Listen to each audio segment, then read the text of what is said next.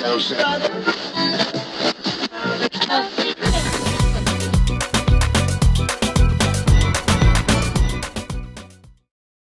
again, it's Katrina. I'm blogging to you live and direct from the beautiful Rodney Bay in St. Lucia.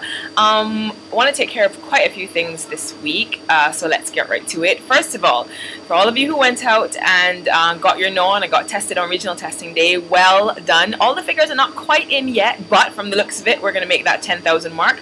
Over 8,600 of you around the region went out with your partners, on your own, with your friends, got your known and got tested. We're really proud of you, so keep the good work up.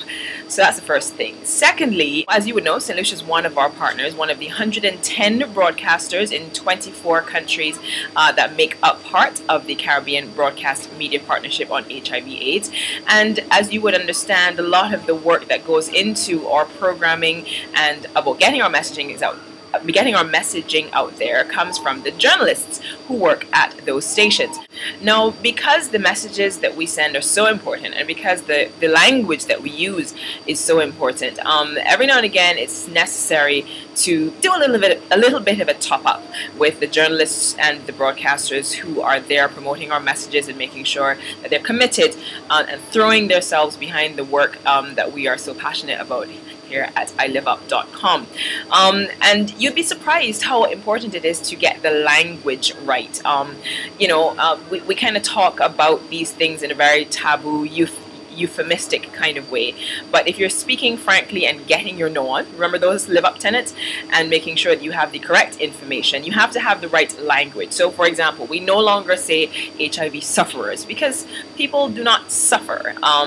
They may do in the very, very late stages of full-blown AIDS, but with the use of the correct antiretrovirals, you can live very long, very productive, very healthy lives, as you can see from our Live Up champion Ainsley Reid, who is living 19 years healthy, strong, and enjoying a good party with HIV. We no longer switch the terms HIV and AIDS because there is a difference. HIV is the virus which eventually develops into full-blown AIDS, but there is a difference. So those little things we need to make sure that we get into the correct language that broadcasters use, which is why our very hardworking Executive Director, Dr. Alison Leacock, is here carrying out one of those media sensitization workshops as we speak. They also give a little bit of a top-up. You know, when you're working on a cause, sometimes you need a little bit of a boost to your spirit to remind you why it's important, what you're doing. So that's part of the reason why she's here. That was the second thing. And thirdly and finally, I've been kind of wondering where to go with some of the stories that are not directly linked to HIV, but if you think about it, so much about basic human rights and about the attitudes we have towards sex and sexuality in the Caribbean are linked to the messaging that we have about HIV.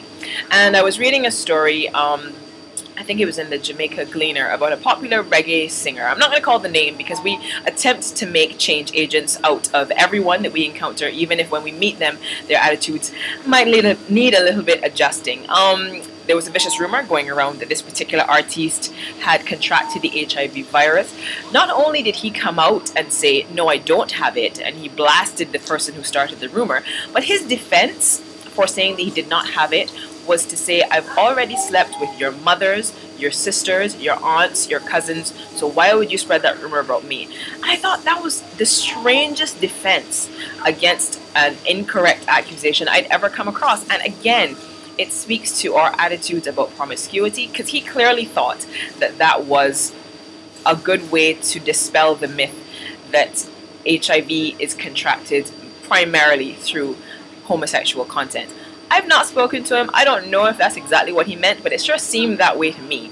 And I thought that was so weird, and you know, it's just such an odd way of defending yourself against a rumor that is simply not true. But it also speaks to how pervasive the feeling and the stigma attached to contracting HIV is still in the Caribbean, because I don't get the impression that he would have been so vehement against that rumor if someone had accused him of having cancer.